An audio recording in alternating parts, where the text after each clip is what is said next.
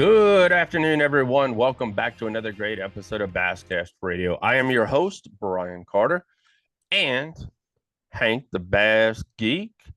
And guys, tonight we just brought him on in, man. We got Thomas from Fishing the DMV. I mean, we're ready to go tonight. Got a lot of great things happening and some interesting things happening in the world of bass fishing. But before we get started, holy cow! One thing. thebasscast.com. If you haven't entered our giveaway for June yet, head on over right now and enter our giveaway. Next weekend, it's going to be happening. James River, what is it? Good gosh, I can't even think now. So much going Warehouse. On. Yeah, it's not the Tackle Warehouse, guys. It is the Major League Fishing Bass Pro Series. It's going to be on the James River. And Bruce will be there covering it for the basscast.com. Sorry, I miss you guys, and I won't be able to see you. I will be in Bugs Island for 2 days for the Angler's Choice Team Tournament Trail event. As you guys see tonight, we don't have Brian.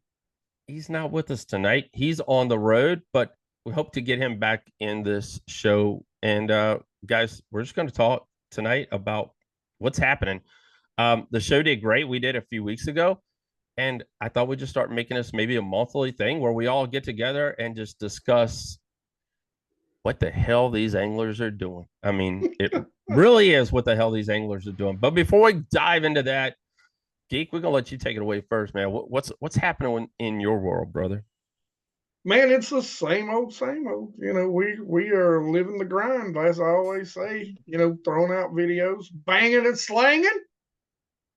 And, that's about it. New video drop. Go check it out. We talk about spoons and how I think a lot of pro anglers and YouTubers have intimidated a lot of the people, a lot of the public, in thinking that to throw a spoon, it has to be, the size of your face on a lake that has giant bass. And over the past few years, I've proven that to be completely wrong when it comes to floater spoons. And there are actually nice little half-ounce spoons. And during the summertime, when those bass are schooled, there's nothing to get them fired up. They may not always eat it, but it will.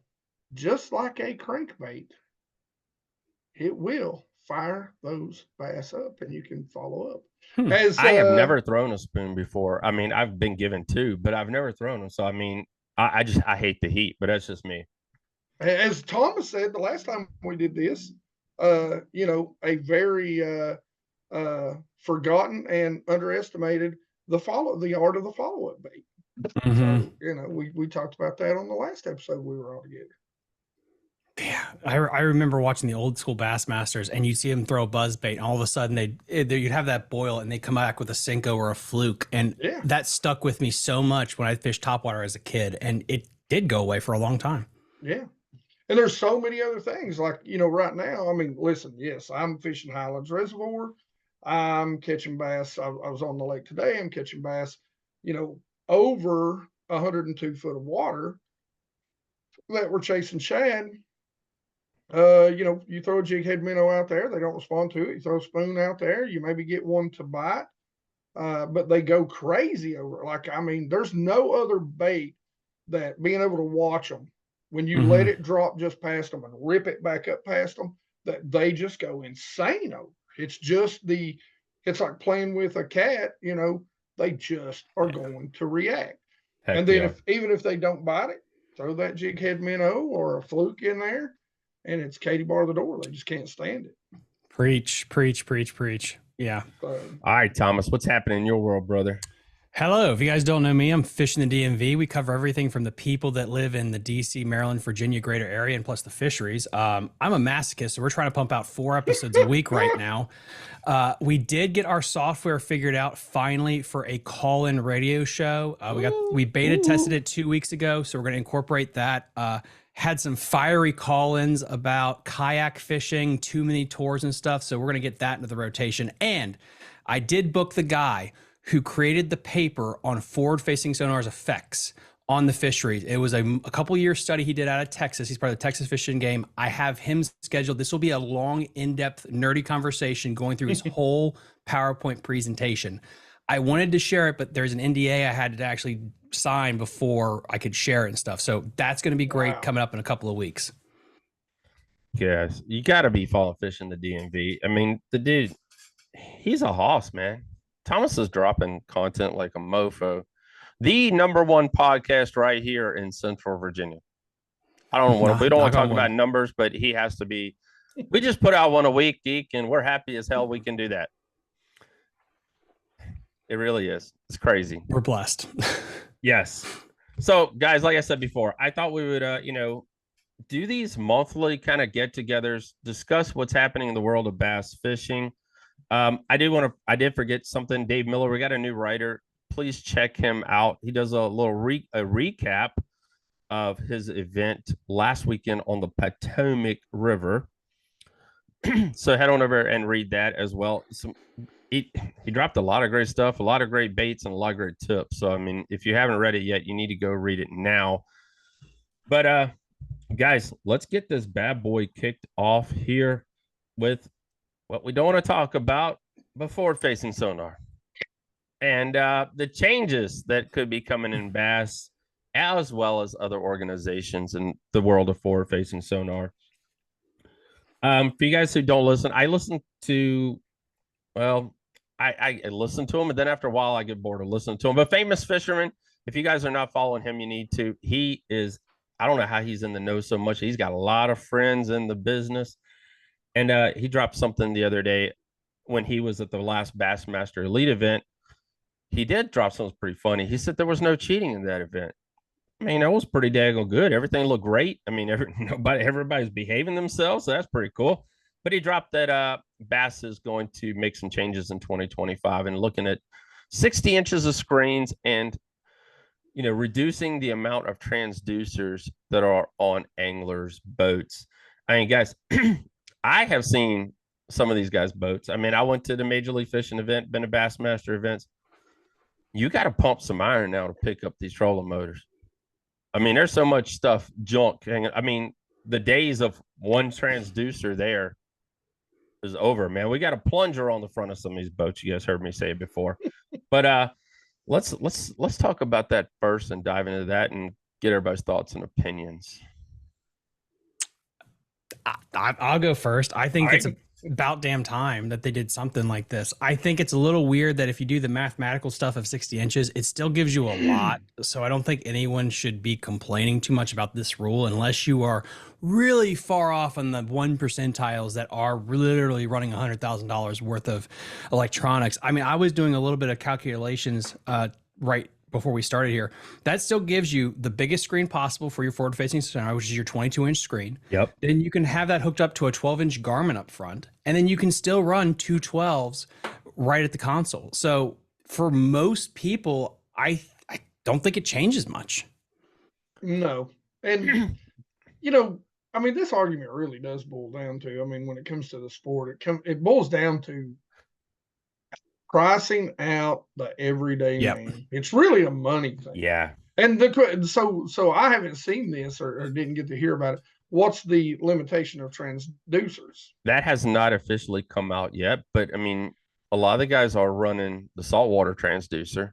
They're running that on the back of the boat. A lot of guys I watched guys, I've already brought this video up many times. If you haven't seen it, go back and watch the Chris Zaldane video he did right at the beginning of the season where he went around. I think one of the events got delayed or something, and he did this little video, and he went around, talked to everybody about what electronics they had on their boat. And a lot of, not everybody, but a lot of guys are running that saltwater transducer on the rear, and that's usually attached to a power pole or something. The jack plate mostly. The jack plate. So what you do is you'll put that on the jack plate. Some people can only afford to have one. Some special people have two on the back. And then what you do is while you're and this is a big thing Jacob Wheeler said that really opened my eyes, is you're no longer looking for structure. You're looking for how fish set up. And so now instead of side scanning your point, you can just look real quick to see are they set up there? And then you can bounce. Yeah. And that's something, I've got two comments about that. Number one, they can put those rules in, but I'm going to tell you what's going to happen in the next 5 years. Down, you're going to see either a convergence of down and side to live, which is probably what it's going to be. Yeah. And you're going to have what you have right now with downside and 2D, a 3-in-1 transducer.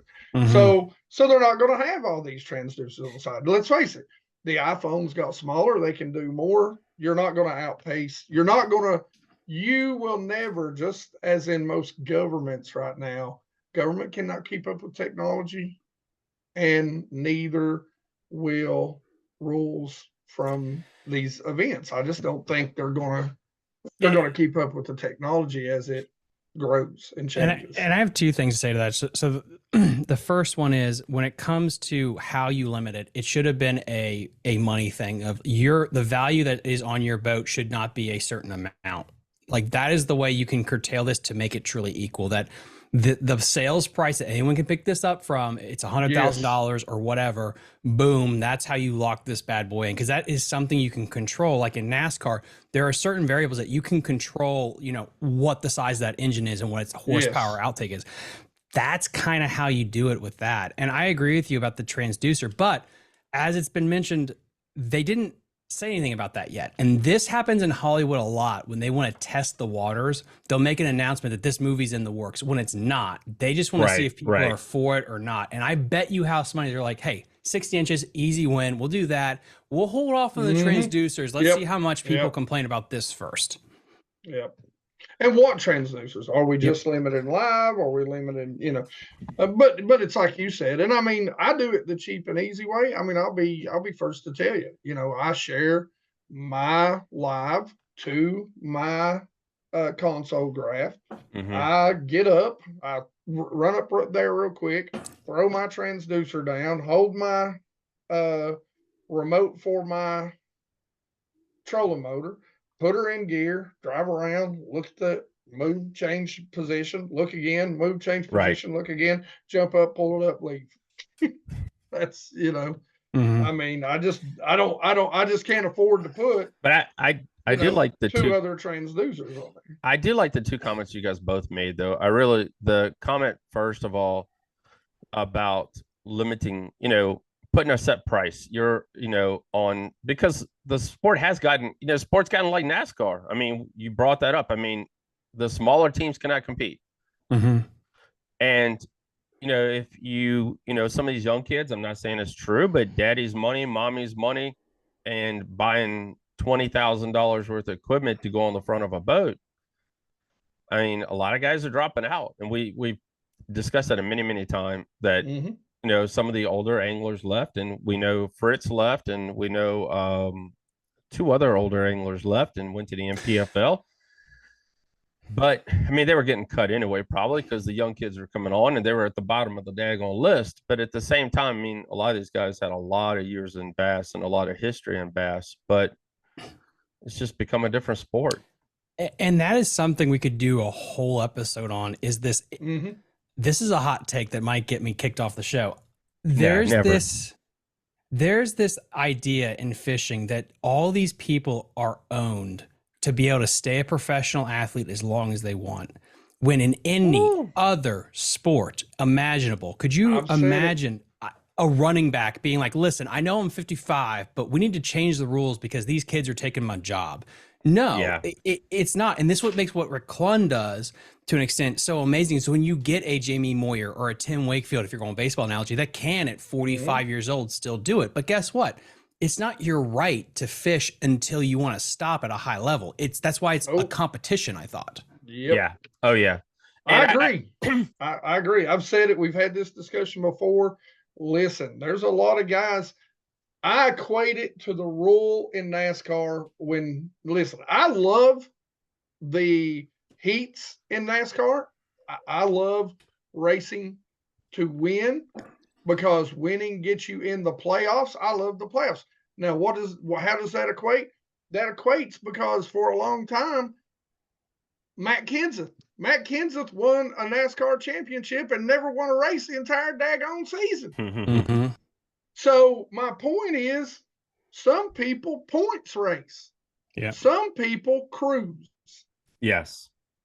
And I think a lot of the older guys can cruise. I've always said there's not a big enough cut. I'm sorry. There's not a big enough cut at the end of the year in most of these these leagues. Yeah, and let's go even one more step further. Let's say Bass Geek, he has a fantastic Michelin tire deal that basically he just flanks the field with all his sponsors, and he's signed up to, like, say, a 15, 20-year deal, and he's 45. So in one part, he's sucking up a good portion of the sponsorship money for everybody else. Yeah. And then all of a sudden he's getting his ass kicked by younger kids. Well, you start tussing up a little bit of a fuss, being like, hey, listen, I don't have time to learn this technology. We got to get rid of it because, hey, it's going to cut to my bottom line. And that's what you have right now. It is. Yeah. And I've said that, listen, I left a comment on 2 different professionals, and I'll say who it was. Chris Zaldane, and he was talking to a professional, we'll just say, and a Virginia angler who is a professional who, we'll just say, loves a wacky rig. You know who we're talking about. And both of them were talking about, well, these kids, they're out there and they wouldn't be as good if they didn't have this. And then everybody wants to argue about, oh, we're not putting the work in. And then his equivalence to putting the work in was, well, I'm out there, and if my sponsors, I'm doing shows, and if my sponsors tell me that I need to pick the trash, listen, there's a difference in putting time in on the water, and I understand. I go back to having a discussion with Aaron Martins when Jacob Wheeler was a young professional, and we were talking about the Cherokee Lake event, and his words to me, and I quote, were, I can't put in the time that these younger anglers are putting in. And it's because they haven't, their life is fishing. They don't have, as Greg Hackney said right here on this show, he said, I'm married and I can't put all the time in pre-practice and staying after, and I'd like to stay married. I get it. As we get older, we get lives. The problem is this huge generation of anglers wanted to go the NASCAR route where they were a fishing celebrity, but not a professional angler. Mm-hmm. And what he said there is 100% that's like, well, this is what my sponsors want. Because so you don't want to be a professional angler. You just want to have the logos and to be sponsored to go hop in the car and drive circles. Yeah. John Cox is not a spring chicken. John Cox will fish every derby, will put boats all over the country. He even talked about, I think it was 2 or 3 years ago, like if he could get a helicopter to get him to the next event. And guess what? He's still kicking ass. And he doesn't have this issue because he picked the route, I think, like a Steve Kennedy would, of like it's tournament fishing first versus sponsorship obligations. Right. Yes. And I think that comes back to an issue with the sport, though. Because you really have to decide. I think there is a fork in the road where you have to decide if I'm going to have the lifestyle or live a good lifestyle as a pro, I'm going to have to take on these sponsor obligations to really build this new house and have this big garage so I can put 3 boats in it and, blah, blah, blah. Or I'm going to continue to just grind away and do it and win. And win. And the thing of it is I think that comes back to, again, the tours themselves just doing a really, really crap job at what they do. They do a really crappy job, period. They've done it for years. And that's what you guys, we can jump into this a little bit. And that's what Major League Fishing, when it first started, you guys all know they all had the same color red boat. They all had the same sponsors. And the pot was supposed to have been shared. And that's where, everybody was going to get paid. And, Jack Link's, we all know Jack Link's beef jerky and, everybody else that sponsored Major League Fishing when it first started. And everybody had, like I said, everybody had the same boat, same money. And, they were hoping that they could live off of the sponsor money, and it just didn't happen. That's because we're actually, I don't care what people say, we're in a massive recession right now. And again, this is not a political show, but everyone who actually works a job knows it. Like, we're in a recession, and I don't know if it's as bad as 2008, but let's use history as an example. In 2007 through 2009, when we went over the edge, it really hurt fishing. It really tightened everyone's belt, and a lot of the money went away. Right. MLF, it was working before we jumped off this cliff. And then as soon as the money dried up, that whole thing just could not function. And we know this because of how much they're sucking up resources from the Toyota series, from the BFLs, from their grassroots.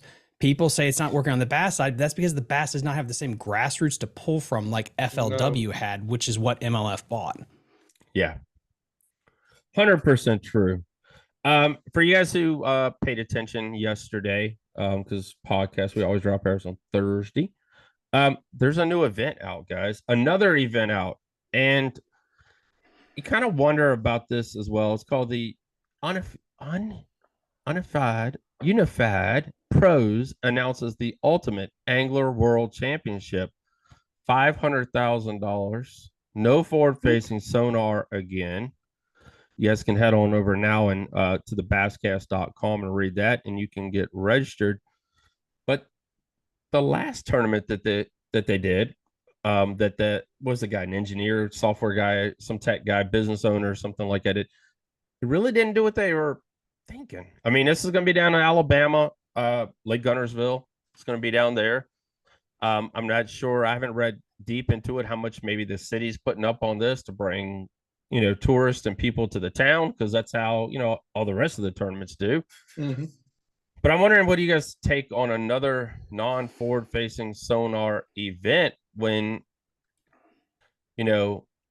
why are we pushing it? I mean, we're here already. Why are we trying to go backwards? How much was the purse in the last one? It was sub 150, right? I think it's what it was. Yeah. Well, there you go. I mean, if I say, please, smack a midget and I'll give you $1 million, there'd be a line of people to do it. If you make the purse big enough, people will come. So I wouldn't be shocked if there was a good turnout. If it's actually that's bigger. What was the last time? FLW, the Forestwood Cup was the last time we had a $500,000 purse. Yep. Yes. Yeah. So that's a big number. If they get a following for that, that's great. Flip side, if they don't, I think that completely kills the idea that there's a massive following of people that don't want forward-facing sonar. Well, what's the buy-in too? I mean, listen, that's true. A lot of people are not going to be able to afford $2,500 for a single shot at a tournament that ain't on their home lake. Knowing that there's probably going to be a bunch of ringers down there like Joe Lee and all these G-Man and all these other guys who can get their sponsors to pay for that tournament. And it's a one-shot deal, if I'm not mistaken, which is misleading from the representation. You need a tour and not just one event, and let's see who actually signs up. Because, a $1 million jackpot on a grass lake, there are going to be a bunch of people that just take off their scope to enter it. Yeah. A grass/ledge lake. Which, I mean, come on, come on. You want to set that up? Listen, I got a lake for you. Come on up here. Come where I'm at. We'll see the winter weight be somewhere around 6 pounds in the middle of June.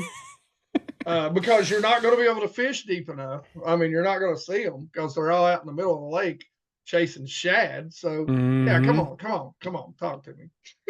All right, guys. So the tournament's October the 5th to the 11th. It currently has 0 people signed up, and it just went live today. 2 days of practice, 3 days of the tournament, 5 fish limit per day, no forward-facing sonar. First place is $500,000. Second place, 130. Third, they're paying all the way down to 51 places. The total ultimate angler payout is $1.292 million. So it's got if more than 5,000 members register, the ultimate angler payout will be increased. That's a whole lot of people. Yeah, I'm going to guess that's based on they're paying that down that far based on a full field. Yes. Yes. I also think it's interesting. I want to come back to this when we get closer to see how many people sign up, because I think that's also something that Brian, that we talked about back in, I think it was the Christmas time, about the economy and everything about bass boat prices. Yeah. Where if people won't sign up where there's a guaranteed 500,000, we are in crisis mode, I think, in the industry. Like, that's a big canary in the coal mine, that something's not right. I know so many of my friends that are thinking about trying to sell their boat for the year. They can't sell it. There's something that no one's talking about, and I can't wait to get some information, hopefully from ICAST, people that go there, what's going on. Yeah, we're definitely in a lot of changes, but I mean, COVID swamped the market. Everybody bought a bass boat. Everybody got outdoors. Everybody thought this thing was going to last longer than what it did. And the big bass boats are still selling. I mean, guys, Angler's Choice, our sponsor, they talk about all the time. The $150,000, $100,000 boats will sell for the 30. I mean, people are willing. That's the thing. I mean, for me, being a father of one and paying for college and life, I kind of like makes me want to crap in my pants thinking about $150,000, $120,000 boat payment. Person one is buying them. And what I mean by that is, if you're a pro, let's say, that's a Bass Geek. Bass Geek gets just an absolute, just awesome deal on a boat that costs the same as an African Village. Great. He gets it. But then, okay, I got to sell it now. Yep. Is he able to find the person? Because what we're doing is we're just moving debt around. And so I know absolutely true. The first person in this is moving boats. But what about person 2 and 3? And that's what seems like what's slowing down is, you get this nice boat with all the insurance, the deeds, and the bonus bucks, but then you can't flip it yourself. Yep. Yeah. So that's hard. I'm in that position. I'll tell you right now. It's been hard. Do you think what will happen is they're going to have to adjust their deals, their sponsorship deals, to be like, hey, listen, you don't have to push a boat in 12 months or 24 months. You think that's the first thing that's going to have to adjust? I don't know what's going to happen. I mean, when it comes to boat deals, you said something that might get you kicked off the show. I'll say something that is probably going to get me a ton of hate. But, I often, there is a reason why kayak fishing, kayak tournaments have exploded over the past few years. And it's because, yet again, I don't know if we call it mainstream fishing community or businesses, have just outpriced so many people. They've just outran. These pros will pay for these boats or get them and think that everybody's. I just don't understand. It. Where it's going, where they think it can go. It just blows my mind. And MLF, I'll say it 100 times over. For everything MLF did wrong, and there's a lot in my opinion, the biggest thing that they did wrong was change what caught them fire to begin with. Yeah. And that was the cups. The whole premise of the cups. You take a bunch of guys, you stick them out there in Z18s. I don't care who it is, Bass Cat, whoever, 18 footers with 150s, with 2 9-inchers, and you stick them on a lake where they have no clue. It's just like me every single weekend. Today I went to a lake. I haven't been there in 6 months. I only get to fish one, if I'm lucky, 2 days a week. And every time I go, I have to refigure things out because bass move, they change. It's, and so we get to see, what makes them the best in the world. And that's why it was so great to guys like us, us weekend warriors. Yeah, like you said, we'll move on from this topic, but it does leave this, mindset for the young kids coming up. If I don't have this, I can't compete. And it's counseling a whole lot of probably good anglers or kids that want to follow in the sport that have said no to bass fishing because they said, unless my parents got a crap load of money, this ain't gonna happen. And, I even think the kayak world is beginning to experience the same thing. It is always, when there's money involved and competition, there will always be an arms race. Yes. And let's be honest.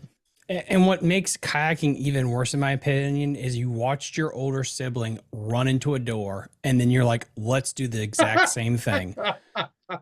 When a kayak nowadays, I forget what the pro was that did it, but it was like a $20,000 rig. Jesus, that's for a kayak, $20,000 fully rigged with everything. That's insane. When, what was it, 10 years ago is when Hobie invented this cool thing called you could pedal with your feet. And now we're here. That's an insane amount of time and how much that's just jumped up in price. And what gets me about that is you can still, for 20 grand, go out and buy a good used bass boat. Mm-hmm. So I mean, you guys can buy a little boat. I mean, yeah. Listen.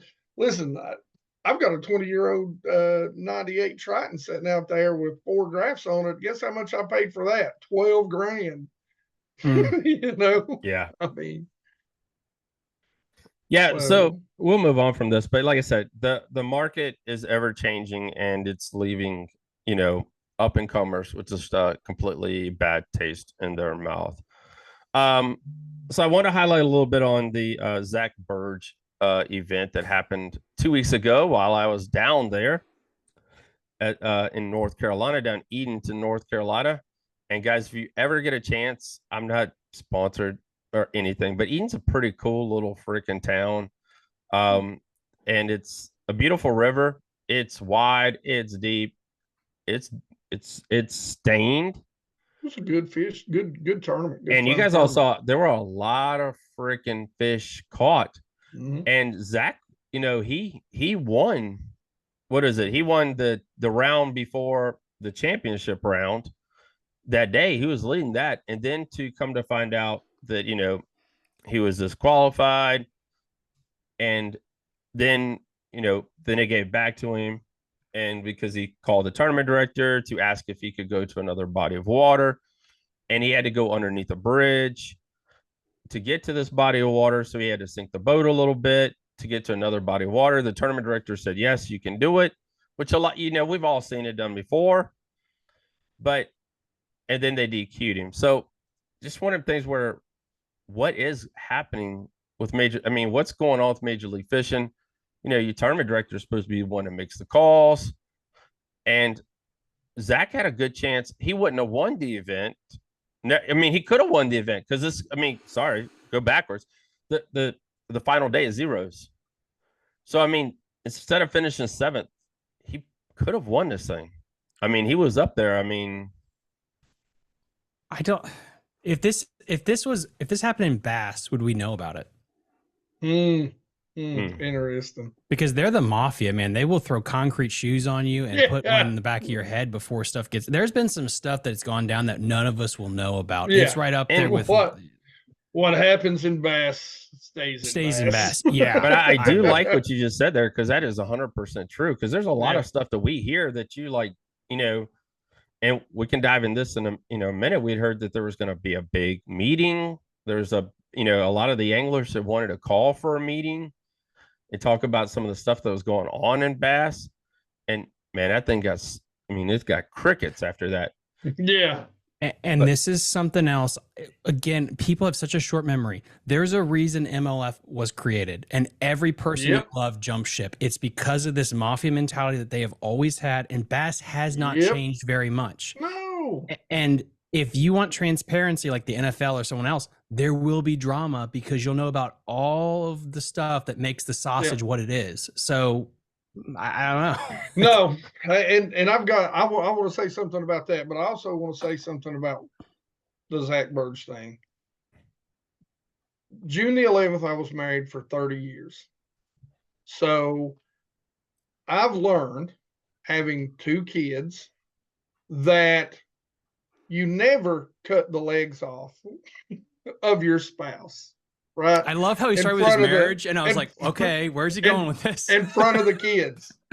So whether it was the right call by the tournament director or the wrong call, there shouldn't have been a second call to come in, and a discussion should have been had after the fact and said, hey, we're going to put a rule in clearly stating this is not what allowed in. the tournament director made it. It's just a bad look. It's just more bad press when the tournament director says yes, then someone, hey, maybe too many Chiefs, not enough Indians, whatever the old term is, but just whoever should have just sat on their hands, not hit that number in there, and just let the tournament go. They've had enough bad press this year. Now, daggone it, what was it you said before this? Because I forgot what it was. Talking about the bad press and covering up and kind of squishing MLF, yeah, and I agree. A lot of the guys that have jumped ship from the MLF sits there and goes, "Oh, we were sold a bill of goods by MLF," but yes, man, they sure were ready to buy. Mm-hmm. They sure were ready to buy. Why? Why were they so ready? Because you don't have any rights over there as an angler. You really don't. And I think, again, MLF has done a lot wrong. I've always said that it was a great idea that was poorly executed if it was a business. It was the person that tried to make the iPhone first, but just did not have a great business plan, but it had a great freaking concept and idea. And this is something that when this popped up, I really thought, like, this hasn't happened a lot. And I would be intrigued about this structure, because if this was football or baseball with umpires or whatever, it's like the person on the field has to make the call. Right. And if you don't like the call, then you put a new rule in. And I never thought of the tournament director that way until this came up, when you have such a big organization that they are the ref on the field. Yes. And that whole process, it's just, I don't know, I learned something new. Yeah, I mean, like Geek said, with Major League Fishing's press that they've already had so far this year, and we're just now halfway through 2024, God, can the shit show get any worse? Well, watching the NBA playoffs, there was a few games where there was some questionable calls. And, the NBA even puts out a report and says, hey, you know what? That call should have been made. Sorry, guys. But, we're not going to replay it. So let's go. Yeah. And it's this vacuous thought that, like, it only happens here. I mean, the LA has a really good pitcher / hitter, and his assistant was in a gambling thing. It's like every sport has stuff like this. Mm-hmm. And again, it's almost like, is it refreshing that we get to hear about the dirty laundry, or is it worse that it's not covered up? And I think that's where I don't know what people want. They feel like they want it both ways. I think they get tired of hearing the dirty laundry, but at the same time, the ears are wide open. Because I mean, we all know the king of dirty laundry, and voicing their opinion. But I mean, the views are out the wazoo. So I mean, somebody wants to hear it. I mean, they want to know what's going on. They want to know what's happening behind the scenes. And right now, we got two people that are willing to deliver it and willing to, they're willing to take the punches. I mean, and that's what you got to be willing to do when you are that person. I mean, when you're the one out there dropping the news, good or bad, you got to be willing to take what comes with it. And I think this whole concept is new to the world of bass fishing. It is. Let's face it. Bass fishing has never been the most tech savvy group of human beings on earth. Okay. I'll drink to that. So the point, we're seeing we're seeing the social media and everybody's opinion that maybe we've seen in NASCAR and football and baseball, 10 years ago. Because let's face it, bass fishing has always kind of been this sports-minded community. Yeah. Yes, this sport where you hear the rumors of this person cheating and that person cheating, but there was never all these social media outlets that were like, okay, we're going to treat this just like every other sport. And I think a lot of people in bass fishing thought, well, we're just not like that. We're better than that. We're above it all. And couldn't find out we're not. No. And I still think for this niche, it is new. This is new. And you can see with how much more echo chamber clickbaity kind of fishing content is now, which is getting in line with all the other sports.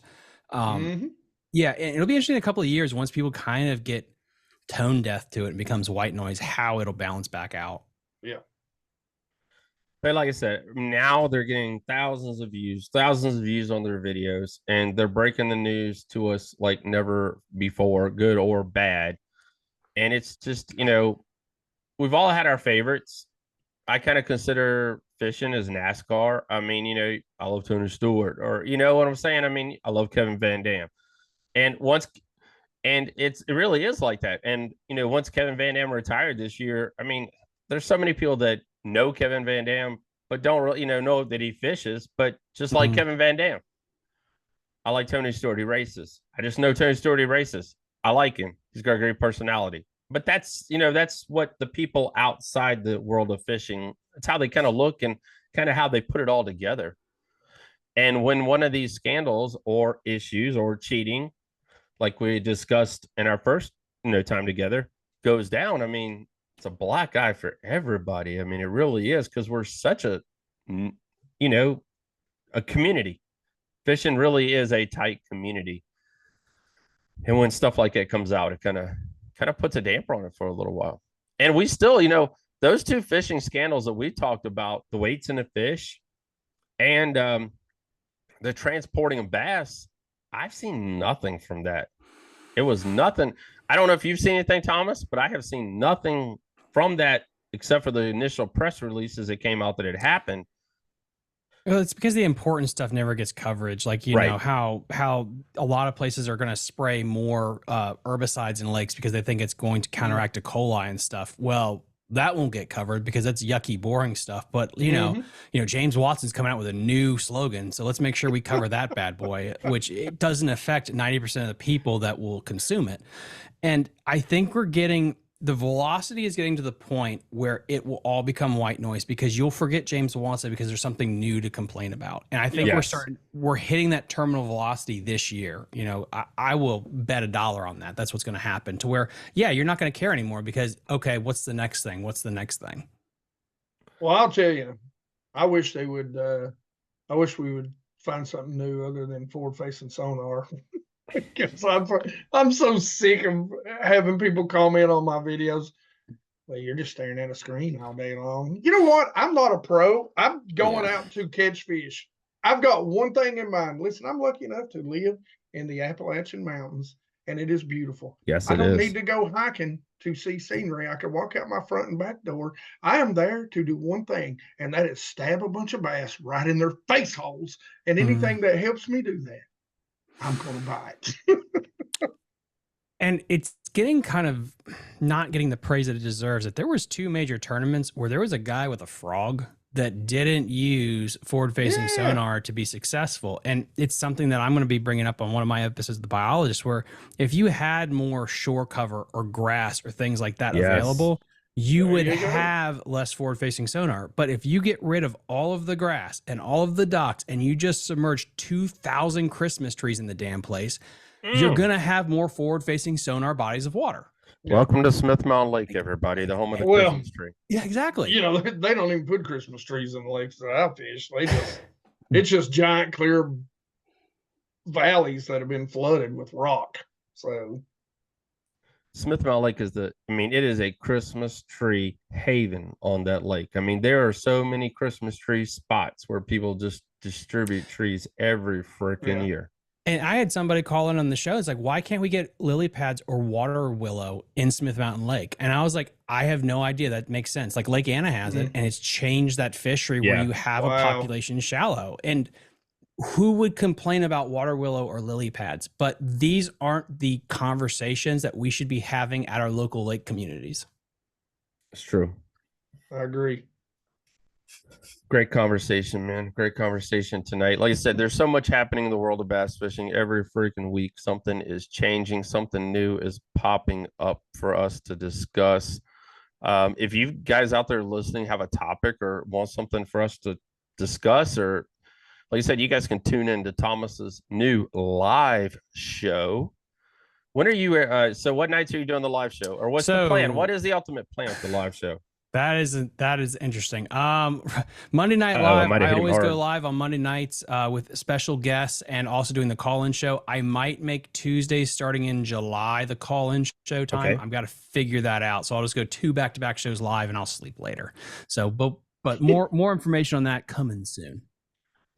We'll sleep when we're dead. You know what I'm saying? Amen. That's how it is here at the basscast.com with Bass Geek as well, shooting all the daggone videos. Oh, yeah. And Thomas dropping 8 podcasts in 7 days. I mean, that's unhealthy. It's unhealthy, but we're getting the information and news that you guys need out there to you all.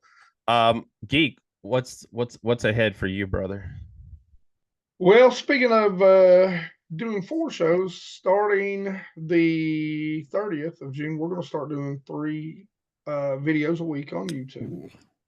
So we have started filming. We are ahead on some videos, and hopefully we're going to be able to maintain that, fingers crossed, which is a threshold I've been dying to get to for several years and just couldn't get there. So big shout out to my buddy Mike for helping take some of the editing off my plate. You know, man, and it's my favorite time of year. It's ledge season time. That's what I was doing today. You know, we were out, we did a little bit on a small lake that I like to fish during the summer up in the mountains. Did a little bit of that yesterday. And then we went out to a lake today, and that is, we kind of discovered last year, and man, it is not ready. I heard that. So we're not going back to that for another couple of weeks, but we'll be pumping out a ton of fishing videos, which everybody says they love, but nobody ever watches. So so we'll also have the how-tos coming along with it. There you go. I guess, you know, people get so used to what your channel is built on or what they're used to watching and what they know they're going to get when they come to Bass Geek's channel. I mean, had somebody in a comment section, not to cut you off, he's like, you should do a fishing podcast. Like, you know what is more boring than a fishing video? Just something you're listening to of a guy making gas. I don't know why that just reminded me of that. It's listen, I get it. You know, everybody says they love on the water fishing videos, but they do for crap in the views. They get nothing. Like, I will tell you guys this. I was watching a video yesterday or Monday I was, and it's a professional angler, and we've had him on his show a lot of times, and it was pretty much cast after cast after cast for 1 hour and a half. Yeah. Now let's say I made it through the first 30 minutes and I was done. I mean, sorry. I mean, I guess I didn't grow up watching kids play video games. Okay. And I think it's interesting because if you did it live, it would be through the roof. And it's so weird where if it's taped, it's like the suspense is gone, I guess. But if Bass Geek went out there somehow with a satellite on the back of his boat and just live streamed it, I wonder if the numbers would be the same or if they'd actually be through the roof. It's just such a weird I'd love to know. I'd love to do it. I have tried to do it where I live for years, but you know, and we're constantly, it's the one thing that I love doing is we're constantly tweaking our format. We're constantly getting better.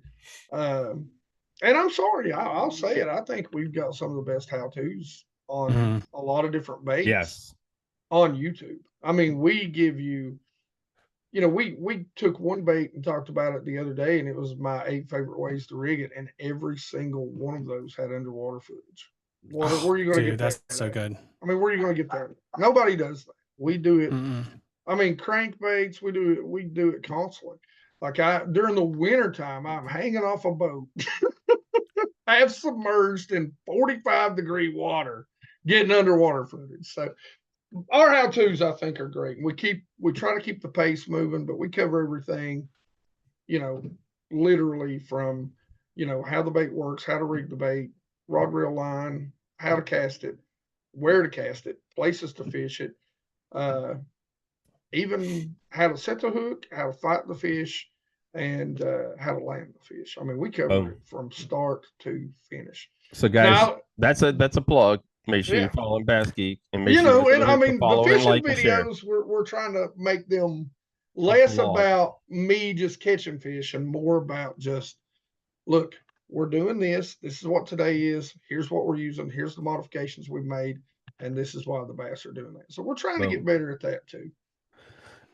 Guys, on the line, our newsletter we have here at the basscast.com.